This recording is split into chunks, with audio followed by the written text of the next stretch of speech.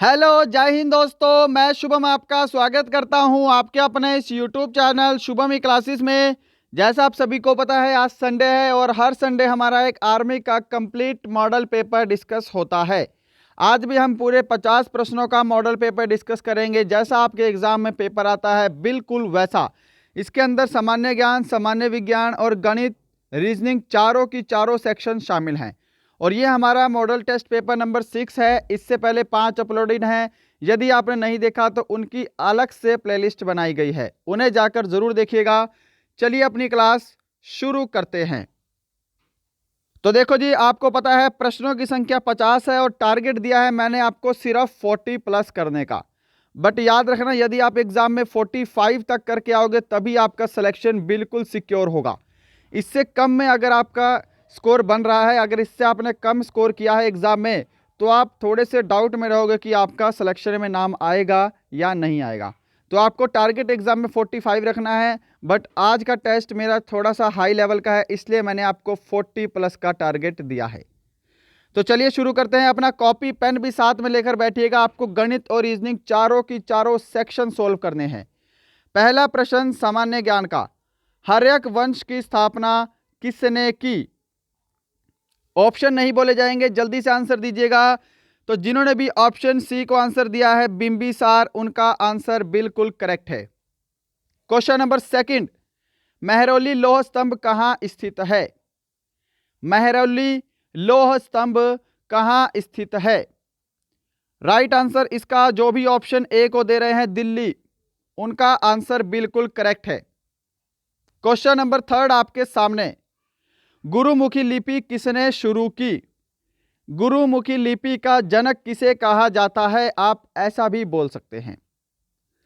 तो जो भी इस प्रश्न का आंसर ऑप्शन ए को दे रहे हैं गुरु अंगद देव, उनका आंसर बिल्कुल करेक्ट है।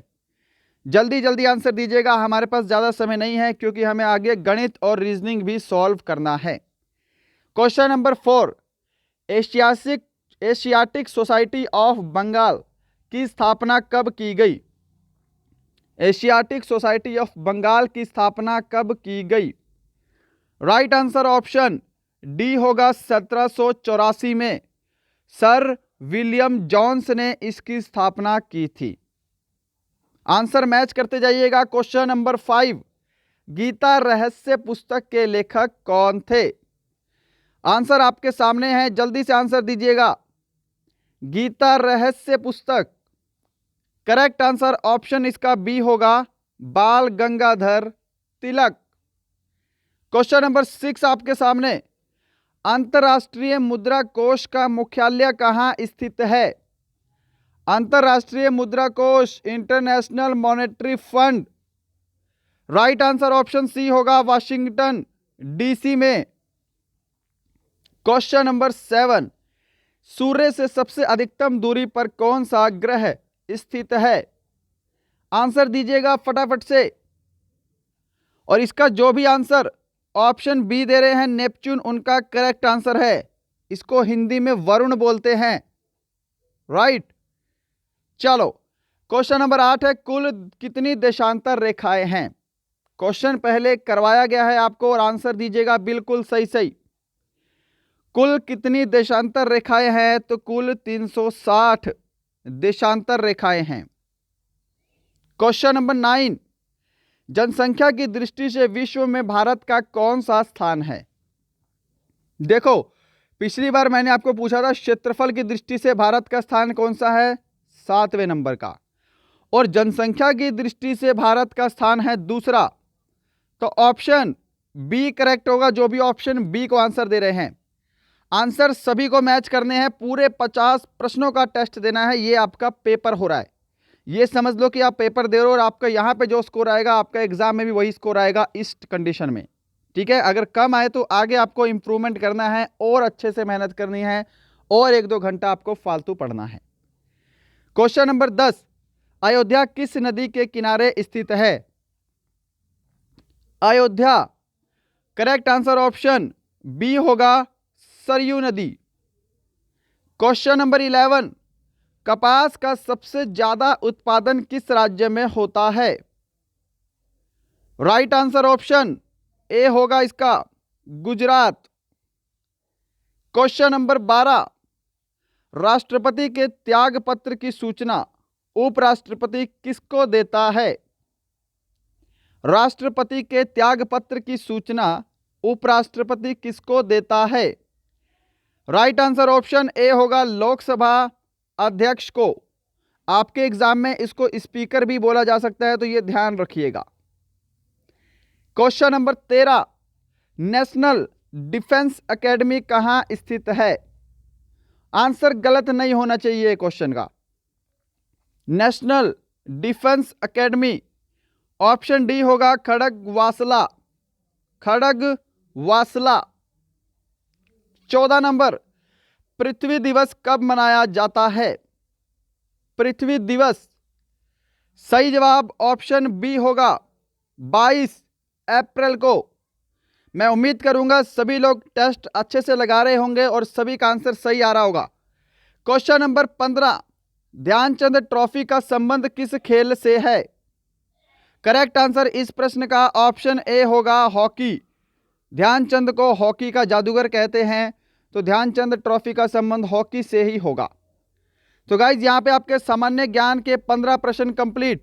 भाग 2 सामान्य विज्ञान शुरू। क्वेश्चन नंबर 16, सिरके में कौन सा अम्ल मौजूद होता है? सिरके में कौन सा अम्ल होता है? तो एसिटिक अम्ल होता है। ऑप्शन बी इस प्रश्न का बिल्कुल करेक्ट आंसर होगा। क्वेश्चन नंबर 17, निम्नलिखित में से किसमें ऋणात्मक आवेश होता है? जीके और जीएस में फटाफट इसलिए करवा रहा हूं क्योंकि आगे हमें गणित सॉल्व करना है। निम्नलिखित में से किसमें ऋणात्मक आवेश होता है, यानी कि नेगेटिव चार्ज होता है? तो बीटा किरणों में होता है। किसमें होता है? बीटा किरणों में नेगेटिव चार्ज होता है। क्वेश्चन नंबर 18, लाल रक्त कणिकाओं का औसत जीवन काल कितना होता है? आसान प्रश्न है और आंसर सभी का एक झटके में सही आना चाहिए। तो लाल रक्त कणिकाएं यानी कि आरबीसी, और आरबीसी का जीवन काल 120 दिन होता है। Option D. क्वेश्चन नंबर 19, मछली तथा उनसे संबंधित उद्योगों का अध्ययन क्या कहलाता है? ऑप्शंस आपके सामने हैं, आज एक भी ऑप्शन नहीं बोलूंगा, समय ही नहीं है। ऑप्शन बी करेक्ट होगा इसका इक्थियोलॉजी। मेरे से पहले आंसर देना है इक्थियोलॉजी, और यदि समय चाहिए तो वीडियो को पॉज कीजिएगा। 20 नंबर, मलेरिया बुखार पैदा करने वाला प्रोटोजोआ कौन सा है? मलेरिया बुखार पैदा करने वाला प्रोटोजोआ, राइट आंसर जो भी ऑप्शन सी को दे रहे हैं प्लाज्मोडियम, बिल्कुल करेक्ट है जी। 21 नंबर क्वेश्चन, पारा का निष्कर्षण कैसे किया जाता है? पारा का निष्कर्षण कैसे होता है? अयस्क बताना है इसका, अयस्क। तो जिन्होंने भी ऑप्शन सी को आंसर दिया है ना सिनेबार, वो बिल्कुल करेक्ट है। क्वेश्चन नंबर 22, निम्नलिखित में से कौन सी राशि सदिश नहीं है? कौन सी सदिश राशि नहीं है? सही जवाब ऑप्शन डी होगा, आयतन एक सदिश राशि नहीं है। मैं उम्मीद करूंगा सभी ने सही आंसर दिया होगा। क्वेश्चन नंबर 23, उत्तकों का अध्ययन क्या कहलाता है? उत्तकों का अध्ययन क्या कहलाता है? सही जवाब इस प्रश्न का ऑप्शन बी होगा, हिस्टोलॉजी। हिस्टोलॉजी। क्वेश्चन नंबर 24, निम्नलिखित में से किसे रक्षात्मक पदार्थ कहा जाता है? करेक्ट आंसर होगा इसका ऑप्शन ए विटामिन। विटामिन को रक्षात्मक पदार्थ भी कहते हैं। क्वेश्चन नंबर 25, सूर्य के द्वारा विकसित ऊर्जा का क्या कारण है? सूर्य के द्वारा विकसित ऊर्जा का क्या कारण है? बिल्कुल करेक्ट आंसर होगा इसका ऑप्शन बी नाभिकीय संलयन। जिन्होंने ऑप्शन बी को दिया है उनका आंसर बिल्कुल करेक्ट है। क्वेश्चन नंबर 26, खाद्य ऊर्जा को हम किस इकाई में माप सकते हैं? बहुत बार करवाया गया क्वेश्चन है, खाद्य ऊर्जा को किस इकाई में माप सकते हैं? तो calorie. Option A correct answer होगा इसका। और देखो क्वेश्चन नंबर 27 है आपके सामने, वर्षा की बूंद का आकार गोल होना किस कारण संभव है? यदि आपने अभी तक लाइक नहीं किया है, मैं उम्मीद करूंगा आज का सेशन आपको बहुत ज़्यादा पसंद आ रहा होगा और हेल्पफुल भी है, तो लाइक ज़रूर कीजिएगा। और अभी तक आपने शेयर नहीं किया है अपने फ्रेंड को, जो भी आपका फ्रेंड आर्मी की तैयारी कर रहा है, तो उसको शेयर ज़रूर करा करो, राइट। यदि आपको लगता है हमारा चैनल आपके लिए हेल्पफुल है तो सब्सक्राइब करके बेल आइकन ज़रूर दबाएं, जिससे हमारी सभी वीडियो की नोटिफिकेशन आपको मिलती रहे। वर्षा की बूंदों का आकार गोल होना यह संभव है पृष्ठ तनाव के कारण। Option D. क्वेश्चन नंबर 28, लार किसके पाचन में सहायक होती है? लार किसके पाचन में सहायक होती है? तो राइट आंसर होगा ऑप्शन डी, स्टार्च के पाचन में। 29, अस्थियों एवं पेशियों को आपस में जोड़े रखने का काम कौन करता है? तो यह क्वेश्चन आपके एग्जाम में आया था। राइट आंसर ऑप्शन बी होगा, टेंडन। और यदि अस्थियों की ही बात करें कि हड्डियों और हड्डियों को आपस में जोड़ने का काम, तो आपका लिगामेंट्स आंसर होगा, यह ध्यान रखिएगा। क्वेश्चन नंबर 30 है आपके सामने, कुष्ठ रोग किसके कारण से होता है? कुष्ठ रोग किसके कारण से होता है? सही जवाब ऑप्शन ए होगा इसका, जीवाणु के कारण से कुष्ठ रोग होता है। तो गाइस ये थे आपके सामान्य ज्ञान और सामान्य विज्ञान के प्रश्न टॉप 30। अब हमारे गणित और रीजनिंग सेक्शन चालू है। अपना कॉपी पेन लेकर जरूर बैठिएगा, ये आपका पेपर हो रहा है। और यहाँ से बहुत सारे स्टूडेंट वापस जाएंगे, तो मैं उनसे यही पूछूंगा कि क्या आप एग्जाम में भी वापस जाओगे? एग्जाम में भी गणित और रीजनिंग सॉल्व नहीं करोगे क्या? अगर वहाँ पे भी करोगे तो यहाँ पर भी करो, क्योंकि ये आपका पेपर हो रहा है। एक मॉडल पेपर बनाने में बहुत मेहनत लगती है, तो पेपर को पूरा दिया करो। चलो क्वेश्चन नंबर 31 का आंसर दो। 12, 15 और 18 का 12, 15, 18 और 21 का महत्तम समापवर्तक ज्ञात करो। तो देखो इस क्वेश्चन का सॉल्यूशन भी करवाने की जरूरत नहीं है, ऑप्शन इसका सी करेक्ट आंसर होगा। यह हमेशा इतना ध्यान रखना कि जब भी किसी का एलसीएम और एचसीएफ निकालना हो तो आप ऑप्शन चेक कर लो फटाफट। जो भी ऑप्शन इन सभी को डिवाइड करेगा वो आपका एचसीएफ और एलसीएम होगा, ठीक है। एचसीएफ में आपको छोटी संख्या देखनी होती है और एलसीएम में बड़ी संख्या देखनी होती है। देखो इस 6 को लूंगा तो 6 जो है वो 15 से भाग नहीं हो रहा, 8 जो है वो किसी से भी भाग नहीं हो रहा, 3 जो है वो सभी को भाग कर देगा, और 12 जो है वो भी 15, 18 और 21 से भाग नहीं हो रहा। तो इकलौता सी ऑप्शन ऐसा है जो कि इन तीनों से भाग हो रहा है। ओके चलो क्वेश्चन नंबर 32 आपके सामने। 12 लड़कों की औसत आयु 10 वर्ष है, इनमें से 11 लड़कों की औसत आयु 9 वर्ष है, तो 12वें लड़के की आयु ज्ञात करो। जल्दी से आंसर देना है आपको फटाफट से। तो बढ़ते हैं सॉल्यूशन पे। देखिएगा कि 12 लड़कों की औसत आयु 10 वर्ष है। यदि मैं 12 को 10 से गुणा कर दूं तो 12 लड़कों की कुल आयु हो जाएगी 120 वर्ष। इनमें से जो 11 लड़के हैं इनकी औसत आयु है 9 वर्ष। यदि मैं 11 को 9 से गुणा कर दूं तो 11 लड़कों की कुल आयु आ जाएगी 99 वर्ष। 12वें लड़के की आयु बतानी है, यानी कि पूरे 12 लड़कों में से 11 लड़कों की माइनस कर दूंगा तो बचा 1, वही आपका आंसर होगा। तो 120 में से आपको 99 माइनस कर देना है बस। तो यहां पे आपका 21 ऑप्शन ए करेक्ट आंसर होगा। जिन्होंने भी ऑप्शन ए को आंसर दिया है उनका आंसर बिल्कुल करेक्ट है। ओके चलो क्वेश्चन नंबर आपके सामने 33। किस धनराशि पर 4% वार्षिक ब्याज की दर से 2 वर्ष का साधारण ब्याज 120 रुपए होगा? तो यहां पे आपको प्रिंसिपल यानी कि मूलधन निकालना है।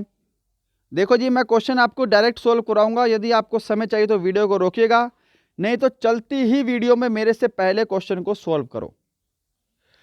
प्रिंसिपल का फॉर्मूला होता है सिंपल इंटरेस्ट गुणा 100, नीचे आपका क्या होगा दर गुणा समय।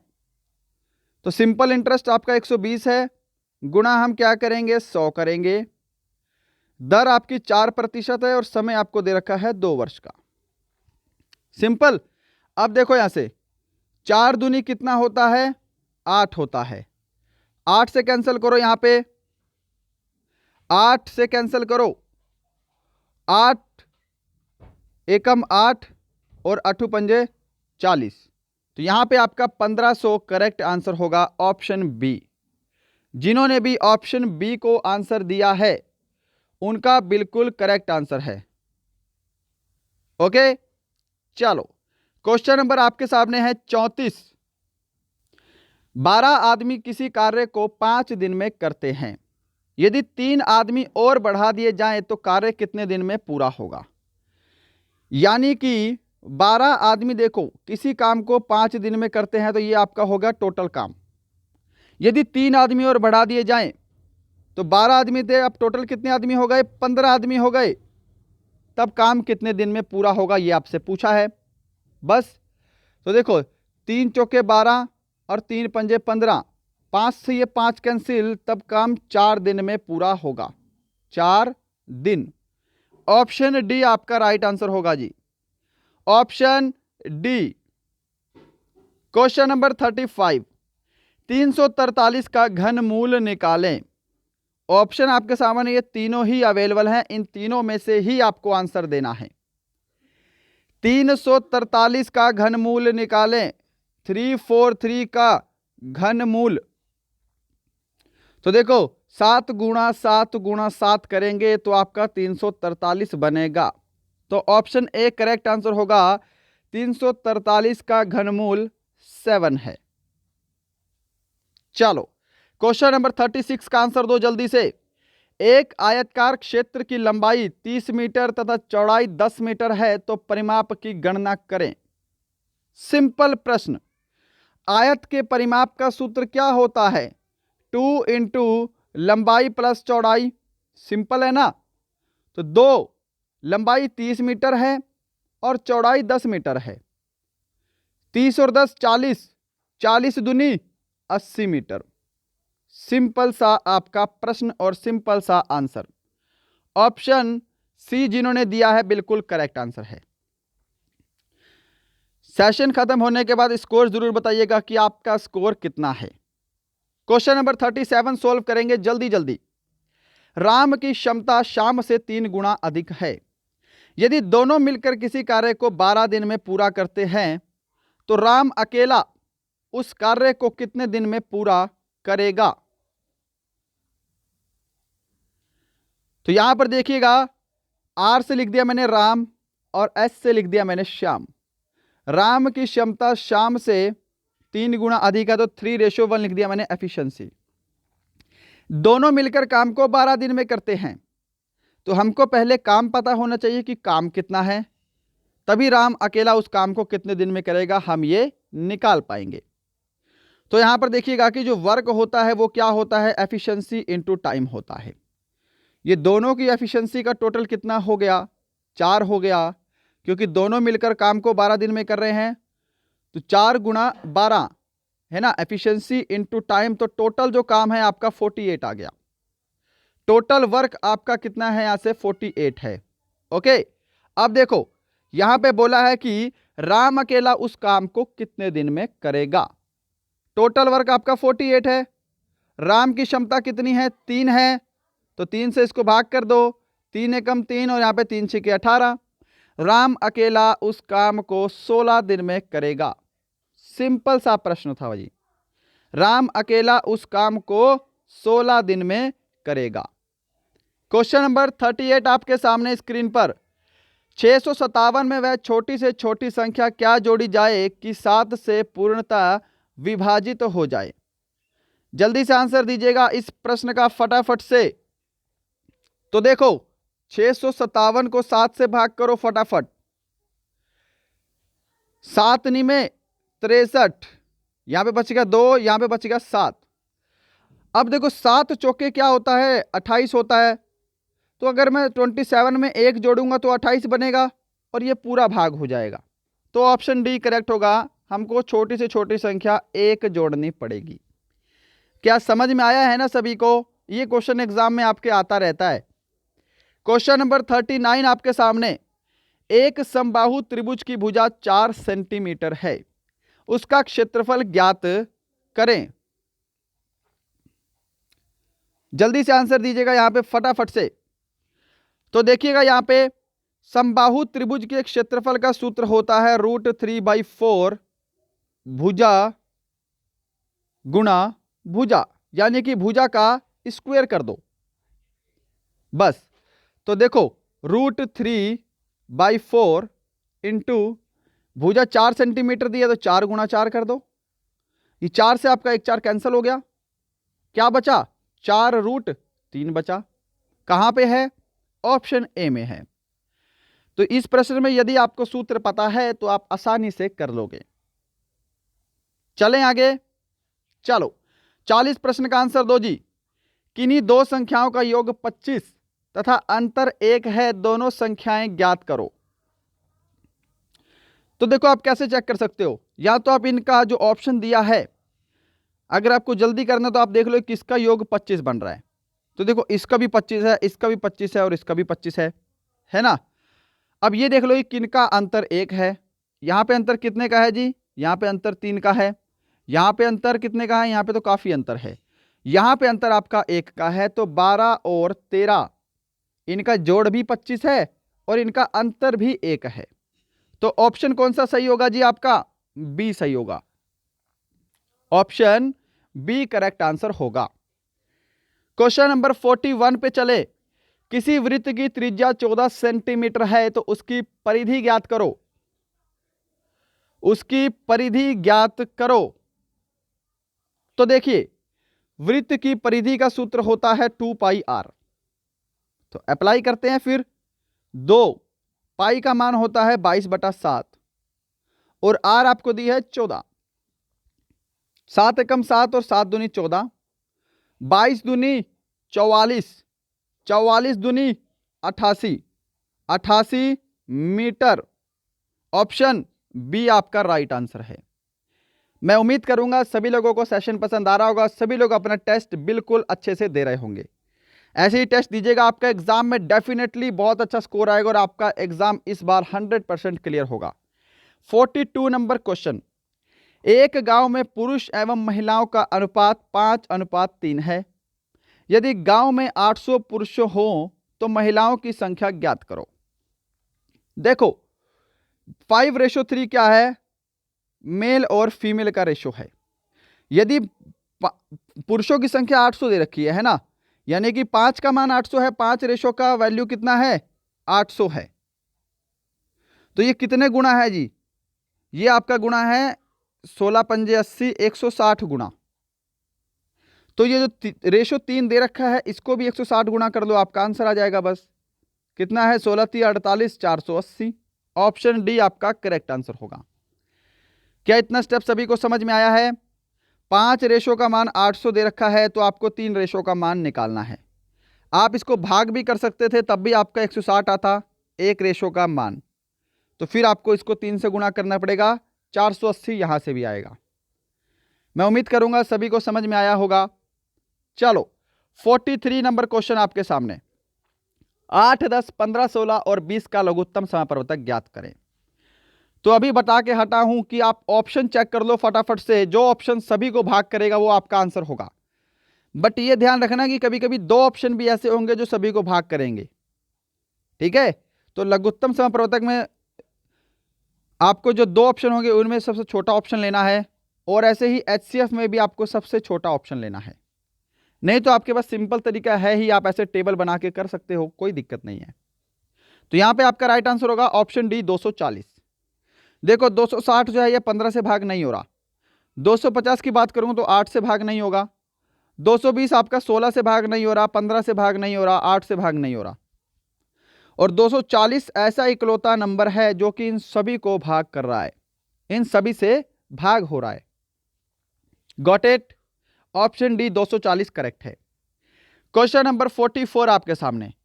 90 किलोमीटर प्रति घंटे को मीटर प्रति सेकंड में बदलें। सिंपल प्रश्न। देखो किलोमीटर प्रति घंटे को यदि हमें मीटर प्रति सेकंड में चेंज करना है तो क्या करते हैं हम 5/18 से गुणा कर देते हैं। और यदि मीटर प्रति सेकंड को किलोमीटर प्रति घंटे में चेंज करना हो तो 18/5 से गुणा करेंगे, यानी कि उसका उल्टा कर देंगे। तो बढ़ते हैं सॉल्यूशन में। देखो यहीं कर लेते हैं सॉल्यूशन कि 90 किलोमीटर प्रति घंटे को मीटर प्रति सेकंड में बदलने के लिए 5/18 से गुणा करेंगे। 18 पंजे 90, 5 पंजे 25, आपका ऑप्शन बी करेक्ट होगा, 25 मीटर प्रति सेकंड। ऑप्शन बी जिन्होंने आंसर दिया है उनका आंसर सही है। और इसी के साथ क्वेश्चन नंबर 45, 3 के प्रथम 5 गुणजों का योग कितना होगा। भाई सब यहां पे योग बताना है, यहां पे औसत नहीं बताना। तो देखो पहले 3 के प्रथम 5 गुणज पता होने चाहिए। क्या है? 3, 6, 9, 12 और 15, यही है ना। जोड़ कर लो, इनका योग ही तो पूछा है बस। 5 और 2 7, 9 और 7 16, 16 और 6 22, 22 और 3 25 का 5, हासिल 2, 2 3 4, यानी कि 45 आपका करेक्ट आंसर होगा, ऑप्शन सी। ऑप्शन सी जिन्होंने भी आंसर दिया है उनका आंसर बिल्कुल करेक्ट है जी। ओके, चलो फिर क्वेश्चन नंबर 46 है और अब आपका रीजनिंग भाग 4 शुरू। जल्दी से आंसर दीजिएगा, फटाफट से श्रृंखला को पूरा करें। 64 32 16 8, आगे क्या। तो देखो अगर आपको समय चाहिए तो रोक लीजिएगा वीडियो, है ना। 64 का आधा 32, 32 का आधा 16, 16 का आधा 8 और 8 का आधा 4, ऑप्शन बी करेक्ट होगा। क्वेश्चन नंबर 47, किसी सांकेतिक भाषा में बॉक्सर को ऐसे लिखते हैं तो विजिट को क्या लिखेंगे। तो देखो यहां पे क्या है, बी में से आपको पहले 1 माइनस किया हुआ है, ए आ गया। ओ के बाद क्या किया इसने, पी छोड़ के क्यू लिखा है, यानी कि एक अल्फाबेट छोड़ के फिर क्यू लिखा है। फिर ऐसे ही एक्स से 1 माइनस किया है, डब्ल्यू, और ई के बाद एफ छोड़ के इन्होंने जी लिखा है। तो ये सीरीज यहां पे लग रही है। अब देखो वी से पहले क्या आएगा हमारा, यू आएगा, तो यू इन दोनों ऑप्शन में है, ऑप्शन आपका जो है ए और डी, सी कट गया। अब देखो आई के बाद क्या है, जे छोड़ के आपको के लिखना है, तो यहां पे आपका ऑप्शन बी करेक्ट होगा, ऑप्शन बी, ठीक है। डी में एल आ गया है। 48 नंबर क्वेश्चन, यहां पर आपको क्या करना है, इनमें से आपको गलत पद जो है वो छांटना है। जल्दी से आंसर दीजिएगा, मैं यहां पे फटाफट से सॉल्व करने जा रहा हूं। देखो ये क्या है, 2 की क्यूब है, ये 3 की क्यूब है, ये 4 की क्यूब है, ये 5 की क्यूब है, यहां पर आपकी 6 की क्यूब आनी थी जो कि 216 होती है, और ये आपकी 7 की क्यूब है। तो यहां पे 218 दिया है, ये आपका जो है वो गलत है, ऑप्शन सी गलत होगा। यहां पे आपका राइट आंसर क्या होगा, 216 होगा, राइट। तो ऑप्शन सी जिन्होंने आंसर दिया है उनका आंसर सही है। क्वेश्चन नंबर 49, सिंपल सा प्रश्न है, जल्दी से आंसर दीजिएगा। और देखो आज इसकी पीडीएफ भी आपको टेलीग्राम चैनल पर मिल जाएगी, पूरे की पूरे 50 प्रश्नों का मॉडल पेपर, राइट। यदि आपने टेलीग्राम चैनल ज्वाइन नहीं किया है तो डिस्क्रिप्शन में लिंक मिलेगा आपको टेलीग्राम चैनल का, ज्वाइन जरूर कीजिएगा, वहां पे आपको इसकी पीडीएफ शाम को मिल जाएगी। देखो डी के बाद ई छोड़ के एफ, एफ के बाद जी छोड़ के एच, एच के बाद आई छोड़ के जे, तो जे के बाद के छोड़ के क्या होगा, एल होगा, यानी कि पहला अल्फाबेट एल से शुरू है, करेक्ट है बात। अब यहां पे देखो के, यहां पे आपकी माइनस हो रही है, एच आई जे के, तो क्या होगा, जी, ऑप्शन ए करेक्ट होगा। यहां पे होगा L G, ji H I जे के, ऑप्शन आपका ए करेक्ट होगा। आगे आपको कोई भी ऑप्शन चेक करने की जरूरत नहीं है, ठीक है। आगे आपको कोई भी एक्शन चेक करने की जरूरत नहीं है। क्वेश्चन नंबर 50 और आज का लास्ट क्वेश्चन, लो जी फटाफट से आंसर देंगे जल्दी से। तो देखो 5 गुणा 6, 5 6 30, 8 गुणा 7 8 7 56 होगा, यहां पे ये सीरीज लगी है, ऑप्शन सी आपका करेक्ट आंसर होगा, ऑप्शन सी आपका करेक्ट आंसर होगा। तो गाइज यही थे आपके पूरे की पूरे 50 प्रश्नों का मॉडल पेपर। बताना आपको आज का सेशन कैसा लगा और अपना स्कोर जरूर कमेंट कीजिएगा कि आपका स्कोर कितना है, चाहे कम है चाहे ज़्यादा है, स्कोर जरूर कमेंट कीजिएगा। यदि आपका स्कोर कम आया है तो थोड़ी सी और मेहनत कीजिए और इम्प्रूवमेंट कीजिए और प्रैक्टिस कीजिए, राइट। मिलते हैं कल किसी अच्छे टॉपिक के साथ, तब तक के लिए जय हिंद जय भारत।